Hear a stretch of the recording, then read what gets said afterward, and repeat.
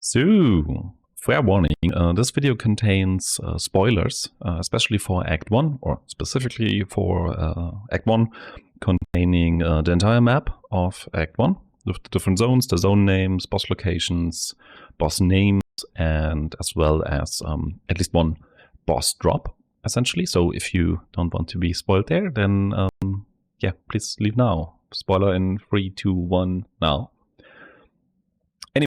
I was checking out one of Captain Lance's videos, specifically this one right here. I can recommend if you care about the stuff and you want to be spoiled, especially there's some Act 2 spoilers in there as well. Yeah, feel free to check that out. He goes over different campaign routing and stuff, and I'm really interested in progression and speedrunning stuff and, I don't know, racing stuff. So I think about that stuff quite a bit. And something came to mind during this video here I wanted to talk about and highlight real quick. So in a interview some time ago, either Jonathan or the other dude mentioned that they have implemented a system that essentially guarantees drops, and even a little bit more than that. So they want, for especially for new players, but also in general, it's probably useful for the first couple of zones. They said they have certain items and stuff they want you to get to guarantee somewhat of a smoother progression. So you don't end up like in PoE1, you can go really long without ever getting any health flask or life flask and all the stuff like that.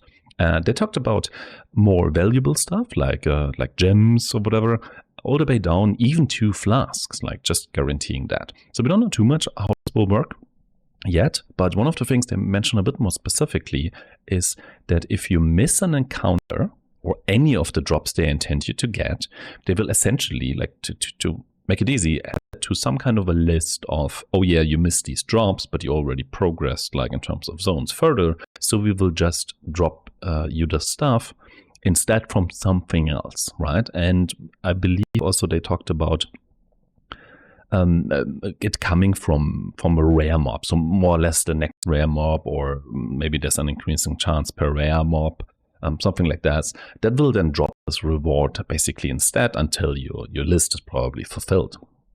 Specifically with it coming from rare mobs, basically, there's some implication with that depending on how useful it is to kill rare mobs in general. Right now in PoE1, if you want to go fast, you typically do not kill rare mobs. But the interesting part is, if we can combine this somehow, like intentionally skip something that we know, and we will figure this out pretty quickly, where all these like different guaranteed drops are. If we can save time in a racing speedrunning scenario by skipping certain encounters or even entire zones, then we can combine this with an area, like an area afterwards, that has like a guaranteed rare mob of a certain monster type that is like super easy to kill or has little life or something like that. That would be like the perfect scenario. For example, in PoE1, in the prison, in the first lab trial, at the end of that,